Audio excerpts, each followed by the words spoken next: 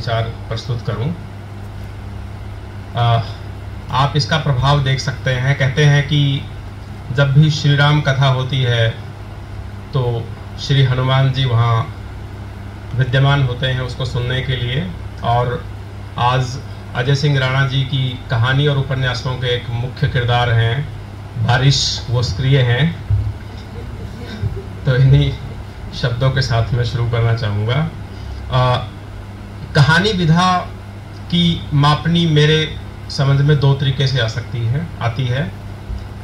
पहला है, जो समीक्षक हैं वो तकनीकी पक्ष पे अपनी राय शुमारी करते हैं, और दूसरा जो पहलू है वो पाठक संतुष्टि है। तो मैं पहले पहलू के लिए नहीं आया हूँ यहाँ। रोजलिन जी ने अपने विचार रखे हैं उस तरीके से, और आने वाले वक्ता भी शायद उस पर विचार रखेंगे, और मैं यदि कुछ दृष्टता उस तरफ कर दूं तो वो एक संयोग ही होगा। मैं सबसे पहले इस पक्ष पे आना चाहूँगा कि कहानियाँ महाकाव्यों के रूप में, पंचतंत्र, रामायण, महाभारत के रूप में हमारे सामने रही हैं। हम सदियों से, सहस्त्राब्दियों से वो कहानियाँ सुनते भी रहे हैं, पढ़ते भी रहे हैं, और अब देखते भी रहे हैं। B.R. चोपड़ा जी का धन्यवाद, और रामानंद सागर जैसे श्री के लोग हैं। लेकिन अभी भी भाषा के पहले पहलू जो कि बोलने से संबंधित है उसको जीवंत करके, और उस तरह का प्रभाव यदि आप कहानियों में अभी भी ला पा रहे हैं तो उसके लिए डॉक्टर अजय जी सरी के युवा लेखक हैं वो बधाई के पात्र हैं। अभी जो कहानियां हैं वो सिनेमा, OTT के माध्यम से चल रही हैं। कितना चैलेंज है हमारे लिए कि आज भी यदि हम कहानियों को लिखते हैं और उससे भी बढ़कर सुनाते हैं यदि कोई कहानी, तो उसका प्रभाव आप समझ सकते हैं कि कितना प्रभाव होगा। और यदि इस सीरीज में ऑस्कर देने की बात आए तो हमारी दादी नानियों की जो जोड़ी है उससे बेहतर कोई नहीं हो सकता। आज भी उसी विधा में यदि हम सक्सेसफुल रहे हैं तो ये क्रम जारी रहना चाहिए। जो थोड़ा कम हुआ है आधुनिकता की एक पता नहीं वो उजली है या मैली चादर है, वो कहीं ना कहीं उसको लपेट रही है। और तो हमने देखा है कि लार्जर देन लाइफ कैरेक्टर्स हमारे ऐतिहासिक जो पृष्ठभूमि है वहां से आए हैं। और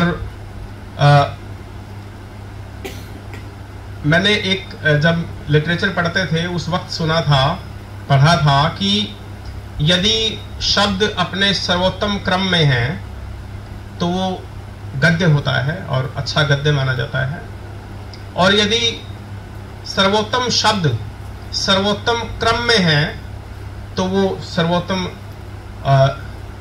पद्य माना जाता है।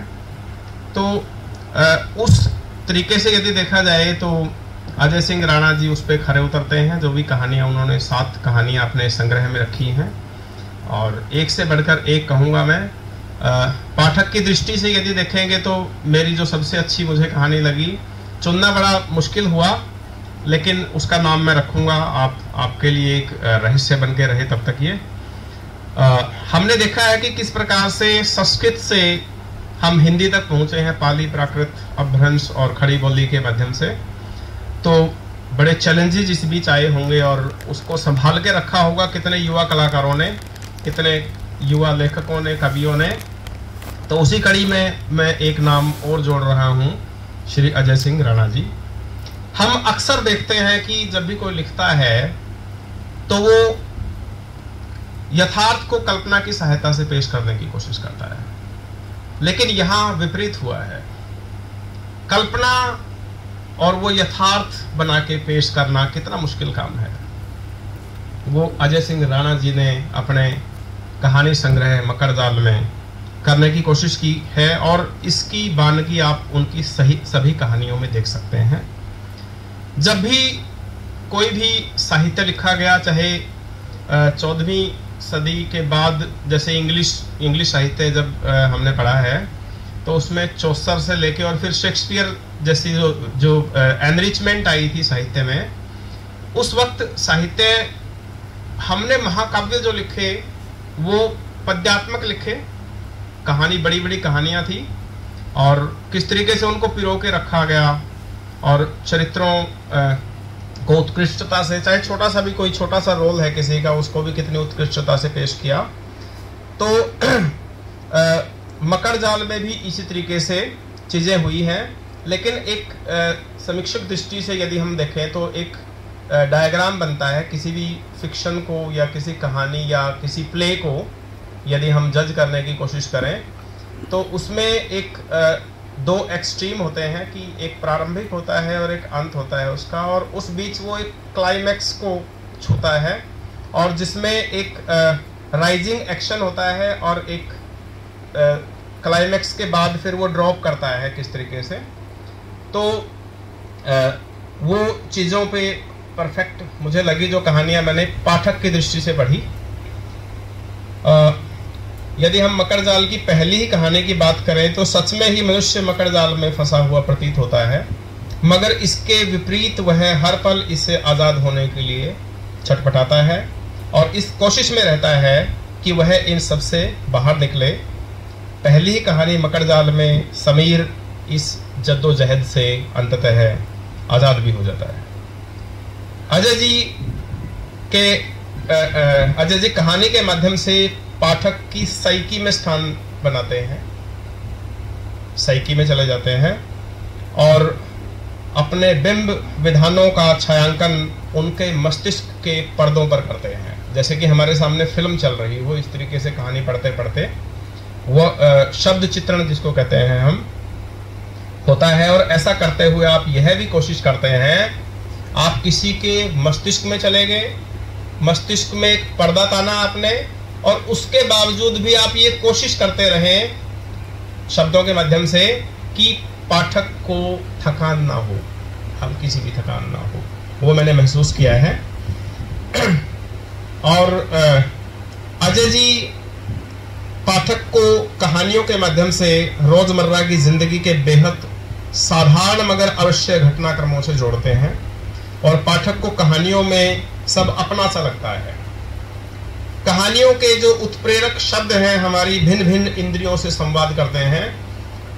मूलतः हम देखते हैं कि हम पढ़ रहे हैं तो सिर्फ हमारी आंखें ही इन्वॉल्व हों, लेकिन जब वहां कोई पतीले में कुछ भोजन चढ़ा हुआ है तो वो हमारी गंध उसकी यहाँ तक आती है। बारिश जब बूंदें गिरती हैं तो वो ओनोमेटोपिया एक टर्म है वो इंग्लिश साहित्य में, वो हमें महसूस होती है। खिड़कियों से हवाएं टकराती हैं, मानवीकरण की बानगी देखिए वहां साथ में आप। तो उत्प्रेरक जो शब्द हैं वो हमारी भिन्न भिन्न इंद्रियों से संवाद करते हैं और सामाजिक दायरों को स्वीकार करना और अपूर्ण प्रेम में पूर्णता तलाशने का कथानक जो लगभग हर कहानी में आपके मिलता है। इस डायलॉग से आप देख सकते हैं ये जो संवाद है, सामाजिक रिश्तों की जरूरत जिस्म को शायद होती हो, रूह को बिल्कुल नहीं होती। ये एक संवाद लेखक द्वारा प्रकृति का बेहद करीब से अवलोकन किया गया है और कहानी के एकालाप ही आपको मनोवैज्ञानिक श्रेणी का कथाकार बनाते हैं। और इसके लिए मैं बधाई देना चाहूँगा कि जब हम एक और साहित्य में हमने एक लाइन पढ़ी थी कि यदि हमें किसी भी रचना को आंकना है तो सर्वश्रेष्ठ मापनी उसके लिए ये है कि आप उस रचना को एक सेंटेंस में या कुछ पदों में बांध दें, जैसे कि अधर्म पर धर्म की विजय, जैसे कि बुराई पर अच्छाई की विजय। उसी तरीके से यदि हम राणा जी की कहानी संग्रह और अभी खाली घरौंदे भी मैं अभी रुका हूँ, निर्बाध बारिश होती है उसको पढ़ते हुए, तो इस कहानी संग्रह को और तमाम जो उपन्यास बाकी लिखे हैं उनमें जाना अभी बाकी है। अभी तक मुझे ये लगा है कि मनोवैज्ञानिक शैली की प्रेम कहानियां हैं ये। यदि एक लाइन में मैं कहना चाहूँ और ये एक बहुत बड़ी बात होती है किसी भी कथाकार के लिए या साहित्यकार के लिए कि उसकी रचनाओं को सिर्फ एक वाक्य में या वाक्य से भी छोटे पदबंध में किसी में बांध पाए, तो उसके लिए मैं बधाई देता हूं आपको।